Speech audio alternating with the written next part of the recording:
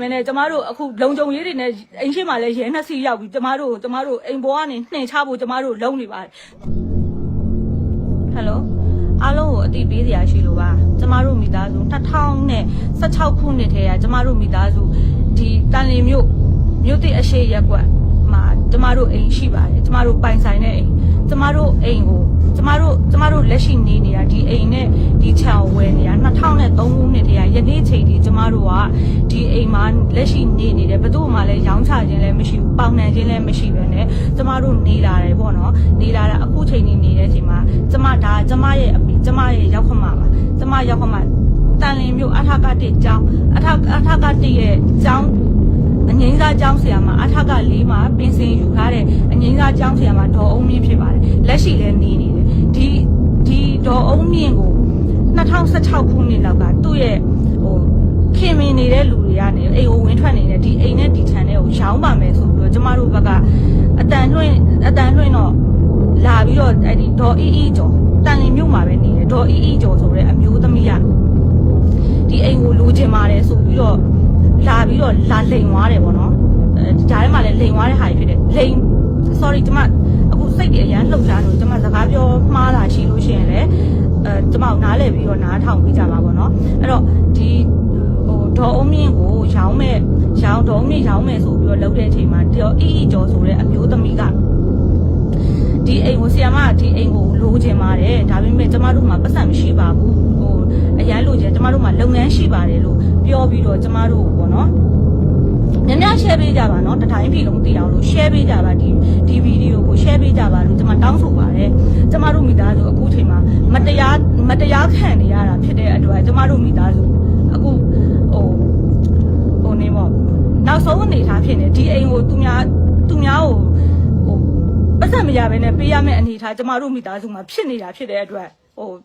share ပေးကြပါများ share ပေးကြပါလို့ကျမတောင်းဆိုပါတယ်ပေါ့နော်အခုကျမစကားဆက်ပြောပါမယ်အခုအဲ့ဒီဒေါ်အီကျော်ဆိုတဲ့အမျိုးသမီးနဲ့သူ့ရဲ့ယောက်ျားဦးသူရအောင်ဆိုတဲ့လူကမြင်ပြီးတော့အဲ့2016ခုနှစ်မှာလာပြီးတော့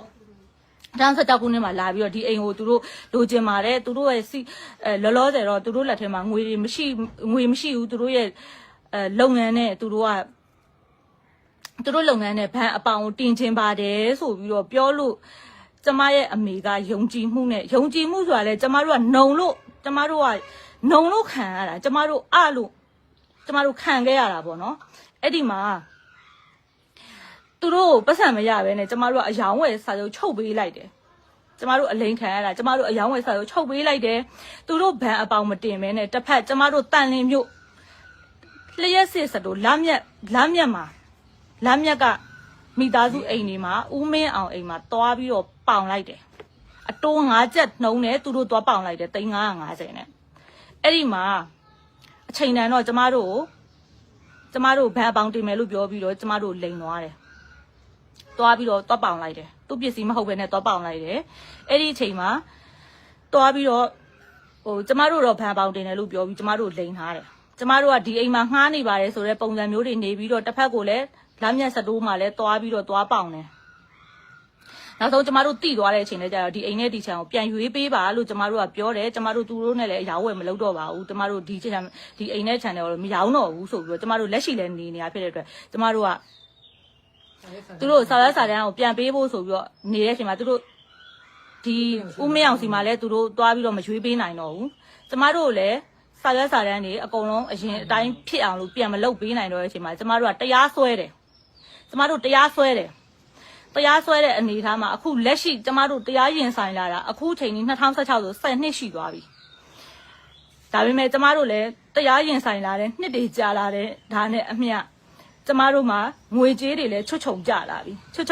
တဲ့အနေအထားမှာကျမတို့ငွေအင်အားလုံးဝမရှိတော့လို့ကျမတို့အမှုအမှန်ကအခုပပြောင်နေတယ်ဘယ်လိုဖြစ်နေလဲဆိုတော့လိန်သွားတဲ့မိန်းမကကျမတို့ကလိန်လည်မှုနဲ့သူ့ကိုတော့အနိုင်ရထားပါတယ်ဒါပေမဲ့ကျမတို့ကလက်ရှိအဲ့ဒီအမျိုးသမီးကထောင်ဒဏ်နဲ့ငွေဒဏ်နဲ့သူ့ကိုတတ်မှတ်ပေးလိုက်ပြီးတော့သူကလွတ်သွားတယ်။သွားပြီးတော့အပေါင်ခံထားတဲ့လူတွေကလည်းသူတို့ဒီအိမ်ကိုပစ္စည်းကိုလက်ရောက်ယူခြင်းတဲ့အတွက်ကျမတို့တွေနဲ့အမှုတွေရင်ဆိုင်နေရတယ်။ရင်ဆိုင်နေရတဲ့အချိန်မှာအခုလက်ရှိကျမတို့အိမ်ရှိကိုလုံခြုံရေးတွေနဲ့ကျမတို့ဝရမ်းထုတ်ပြီးကျမတို့အိမ်ကနေပြီးတော့အခုဒီနေ့ မက်လာ30ရက်နေ့မှာကျမတို့ဖယ်ရှားခိုင်းနေပါတယ်ကျမတို့ဒီမှာတရားရုံးမှာကျမတို့ရင်ဆိုင်ထားတဲ့စာရွက်စာတမ်းတွေကျမတို့အခုနေပြီးတော့ထိတက်ထားတယ်ရင်ဆိုင်ထားတဲ့စာရွက်စာတမ်းတွေနဲ့ကျမတို့ကန့်ကွက်တယ်ကျမတို့ကန့်ကွက်လှော်အောင်လက်မခံပါဘူးတရားရုံးကဒီတန်နှင်းတရားရုံးကကျမတို့ကန့်ကွက်လှော်တွေကိုလက်မခံပါဘူးကျမတို့45မိနစ်အတွင်းအမြန်ဆုံးဖယ်ရှားပေးပါမဖယ်ရှားပေးနိုင်လို့ရှိရင်ကျမတို့မိသားစုဒီအိမ်ပေါ်ကနေဆွဲချပါမယ်ဆိုပြီးတော့ကျမတို့ကိုအခုဝင်နေဖြစ်တယ်ညှိနှိုင်းလို့လည်းမရပါဘူးကျမတို့ဒီအမှုနဲ့လည်းကျမတို့ကတိုင်းမာတီလည်းကျမတို့ကဒေါ်အုံးမြင့်နဲ့ဒီဦးမင်းအောင်တို့ဒေါ်အီအီကျော်တို့နဲ့ဟိုအရှုပ်ရှင်းမှာလဲဒေါ်အုံးမြင့်နဲ့မသက်ဆိုင်ပါဘူးဆိုတဲ့အကြောင်းအရာကိုလည်းမြို့ရကြေညာချက်မှာကျမတို့ကဒီမှာတိုင်းမာတီလည်းအမှုတွေလည်းလက်ခံထားပါတယ်ဒီဥစ္စာအထိကိုကျမတို့အခုဒီဟာတွေနဲ့ကန့်ကွက်ထားတာကိုကန့်ကွက်လို့ကျမတို့လက်မခံပါဘူးရှင်လက်မခံမနဲ့ကျမတို့အခုလုံခြုံရေးတွေနဲ့အိမ်ရှိမှလည်းရဲနှစ်စီးရောက်ပြီးကျမတို့အိမ်ပေါ်ကနေနှင်ချဖို့ကျမတို့လုံနေပါတယ်များများ share ပေးကြပါတာဝန်ရှိသူတွေအနေနဲ့လည်းဟိုကျမတို့ရဲ့အမှုဟိုအရန်မဖြစ်သွားအောင်လို့ကျမတို့ဝိုင်းဝန်းကူညီပေးကြပါအောင်လို့များများ share ပေးကြပါလို့ကျမတောင်းဆိုပါတယ်ရှင်ဒါကျမရဲ့ရောက်ခမှာပါအသက်လည်းကြီးနေပါပြီအမေပြောရောအမေဟိုဟာဖြစ်လို့ဆိုလို့ရှင်လဲပြောအတိုင်းပြောလို့ရတယ်ကျမသူများဖြစ်စီကိုလည်းအခုချိန်ထိအသက်86နှစ်ရှိပြီကျမအငိမ့်သားပါတော့ဘလို့မှလည်းကျမမလို့ချင်ပါဘူးသူများဖြစ်စီလေကျမနေရတဲ့အချိန်ကျမအသက်ဒါဘလောက်မှမလို့တော့ပါဘူးကျမအိမ်လေးမှာပဲကျမနေချင်ပါတယ်နေချင်တဲ့အတွက်ကျမအခုလိုမျိုးကျမပြောရခြင်းဖြစ်ပါတယ်ကျမအိမ်ကျမပစ္စည်းအမှန်ဖြစ်ပြီးတော့ကျမမှာလူသူများလိန်တာကိုခံရတယ်ခံရတဲ့အပြင်ကိုကျမကိုအခုလိုဆွဲချမယ်ဆိုတော့ကျမခံစားရသလားမခံစားရသလားစဉ်းစားတာကြည့်ပါကျမကိုကျမတခါတခါကျရင်တတ်တောင်ပေးခြင်းနဲ့စိတ်ဆန္ဒရှိပါတယ်ကျမအိမ်လေးမှာပဲကျမပေးခြင်းလို့ကျမဒီလောက်ထိဒုက္ခခံပြီးနေတာပါရှင်မတရားရုံးကမတရားထုံးဖြတ်တစ်ဖက်ဆောင်နှင်းတစ်ဖက်သက်အနိုင်တီပေးပြီးတော့ကျမတို့အခုလိုဖယ်ရှားခိုင်းတာတော့တရားသလားမတရားလားဆိုတာကိုကစဉ်းချိန်ကြည့်ပါကျမလည်းတော်တော်ကိုမှကျမဒုက္ခရောက်နေရပါတယ်မတရားကိုယ်အိမ်မှာကိုနေပြီးတော့အလိန်ခံရတာပါရှင်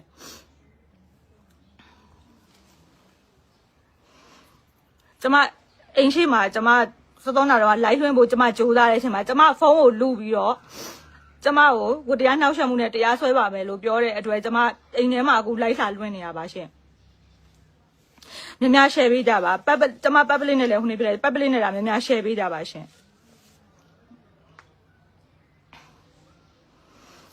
ကျမတို့ဟို12နာရီနောက်ဆုံးထားပြီးတော့ကျမတို့ဆင်းခိုင်းနေရပါတော့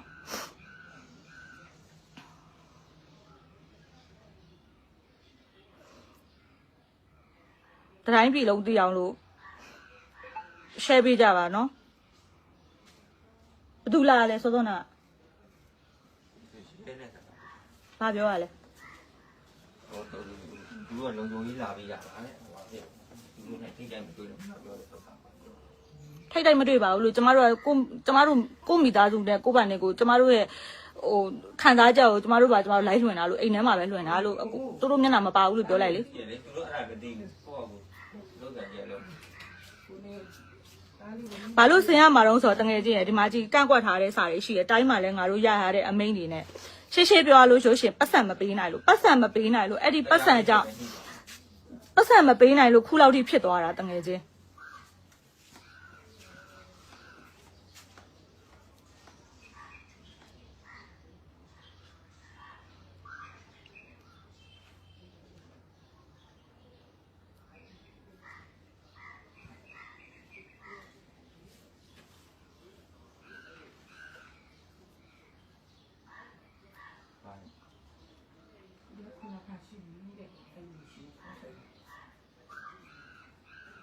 မကိုင်ဘူးတဲ့